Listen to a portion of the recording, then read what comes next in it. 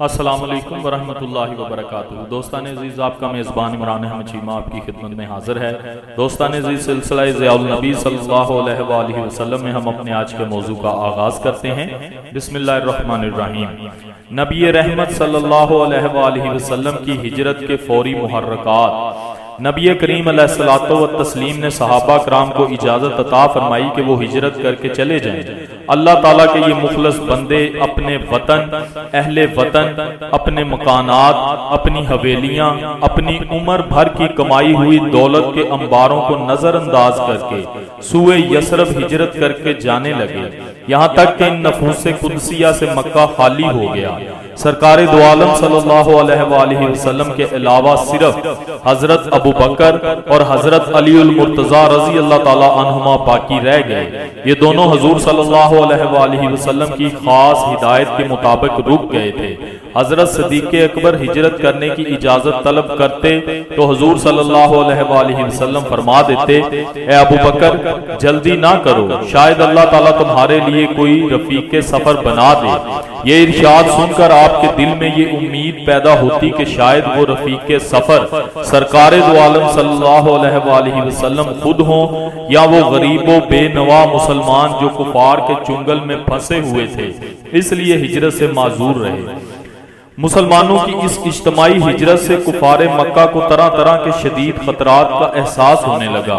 انہیں یہ خیال بھی ستانے لگا کہ کہیں نبی کریم صلی اللہ علیہ وآلہ وسلم بھی یہاں سے ترک وطن کر کے اپنے ساتھیوں کے پاس نہ پہنچ جائیں۔ اگر ایسا ہوا تو عین ممکن ہے کہ کچھ عرصہ بعد وہ مکہ پر دھاوا بول دیں اور ان کا کچومر نکال دیں۔ اس سے پیشتر کے حالات ان کے قابو سے باہر ہو جائیں، انہیں کوئی فیصلہ کن قدم اٹھانا چاہیے۔ باہمی مشاورت کے لیے انہوں نے تمام قبیلوں کے سربر آوردہ اور زیرک لوگوں کو دارالندوا میں جمع ہونے کی دعوت دی۔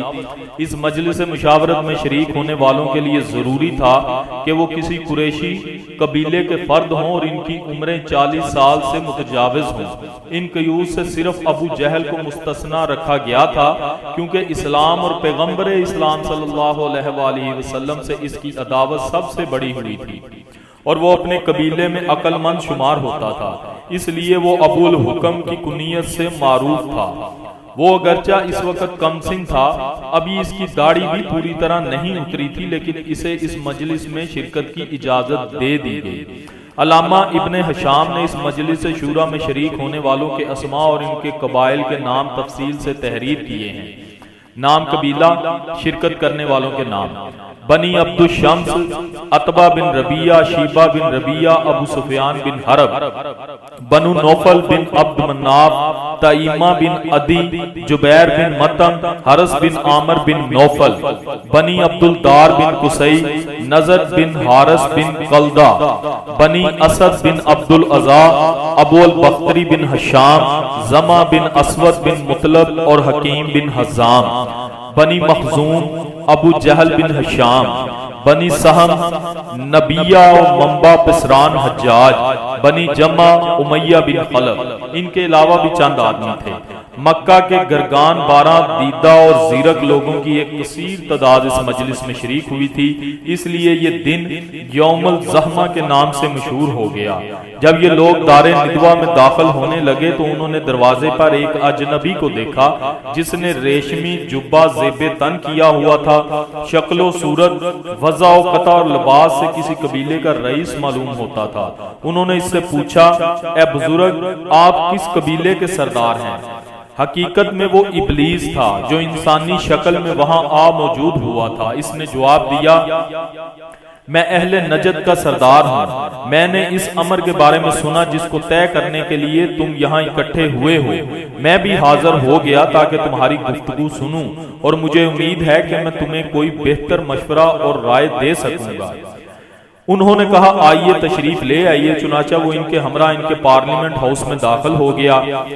جب سب معززین مکہ جمع ہو گئے تو اصل موضوع پر گفتگو شروع ہوئی۔ وہ کہنے لگے، اس شخص حضور کے حالات تمہارے سامنے ہیں۔ ان کے سارے ساتھی یثرب میں اکٹھے ہو گئے ہیں۔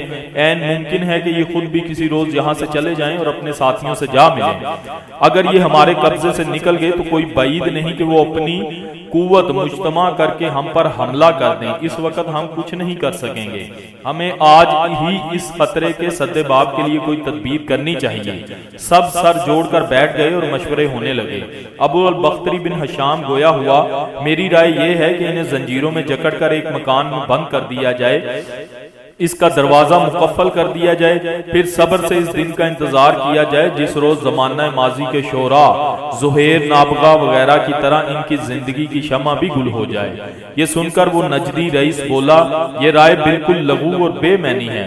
اگر تم اسے کسی مکان میں قید کر کے دروازہ مقفل کر دو گے تو اس کے عقیدت مندوں کو اس کے قید ہونے کی اطلاع پہنچ جائے گی اور وہ اپنی جان کی بازی لگا دیں گے۔ تم پر حملہ کر کے وہ انہیں نکال کر لے جائیں گے اور تم ہاتھ ملتے رہ جاؤ گے، اس لیے یہ رائے قطعاً قابل قبول نہیں۔ مزید غور و خوض ہونے لگا۔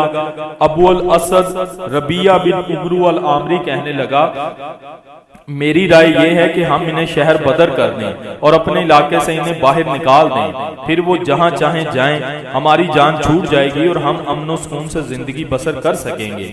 اس سے پیشتر کہ کوئی اور آدمی اس رائے کے بارے میں اپنا رد عمل ظاہر کرتا، شیخ نجدی سے چپ نہ رہا جا سکا۔ وہ فوراً بول اٹھا کہ پہلی رائے کی طرح یہ رائے بھی لامعنی ہے، تم لوگ ان کی شیریں کلامی اور دل نشی انداز تکلم سے باخبر ہو۔ اگر تم انہیں یہاں سے نکال دو گے تو وہ کسی دوسرے قبیلے کے پاس جا کر رہائش پذیر ہو جائیں گے اور اپنی دل موہ لینے والی گفتگو سے ان لوگوں کو اپنا شدائی اور گرویدہ بنا لیں گے، پھر ان کا لشکر جرار لے کر تم پر حملہ آور ہوں گے۔ کیا اس وقت تم ان کا راستہ روک سکو گے؟ ہرگز نہیں۔ کوئی اور تجویز سوچو جو اس فتنے کا قلعہ کما کر دے۔ تمہارا مذہب، تمہارے شہر کا تقدس اور تمہارے علاقے کا امن ان کی یلغار سے محفوظ ہو جائے۔ سب لوگوں نے ابلیس کی اس تجویز سے اتفاق کرتے ہوئے ربیعہ کی اس رائے کو مسترد کر دیا۔ کچھ دیر پھر بحث جاری رہی۔ آخر میں ابو جہل اٹھا اور کہنے لگا، میرے ذہن میں ایک تجویز آئی ہے، اس پر غور کرو۔ ساری محفل پر سناٹا چھا گیا۔ سب حاضرین اس کی تجویز سننے کے لیے سراپا ایک گوش بن گئے۔ ابو جہل نے کہا، میری رائے یہ ہے، ہم ہر قبیلے سے ایک جوان چنیں جو بہادر ہو، عالی نسب ہو، اپنے قبیلے کا سردار ہو، پھر ان میں سے ہر ایک کو ایک تیز تلوار دیں، پھر وہ سب مل کر یک بارگی شخص واحد کی طرح ان پر حملہ کر کے ان کو قتل کر دیں، اور اس طرح اس مصیبت سے ہمیں راحت مل جائے گی۔ اس کی حکمت اس نے یہ بیان کی کہ جب ہر قبیلہ قریش کا ایک نامی گرامی جوان ان کے قتل میں شریک ہوگا تو ان کا خون تمام قبائل میں منتشر ہو جائے گا۔ بنو ہاشم سارے قبیلوں سے تو بیک وقت قصاص نہیں لے سکیں گے، آخر کار وہ دیت پر رضامند ہو جائیں گے اور ہم سب مل کر بڑی آسانی سے ان کی دیت ادا کر دیں گے۔ یہ سن کر شیخ نجدی کا چہرہ خوشی سے تمتما اٹھا اور کہنے لگا، یعنی تجویز وہ ہے جو اس شخص نے کہی، اس کے علاوہ اور کسی رائے کی ضرورت نہیں۔ دوستان عزیز، یہ تھا آج کا موضوع۔ امید کرتا ہوں آپ کے لیے کافی انفارمیٹو رہا ہوگا۔ ویڈیو کو دوستوں کے ساتھ زیادہ سے زیادہ شیئر کیا کریں، ویڈیو کو لائک ضرور کیا کریں اور کمنٹ میں اپنی رائے ضرور دیا کریں۔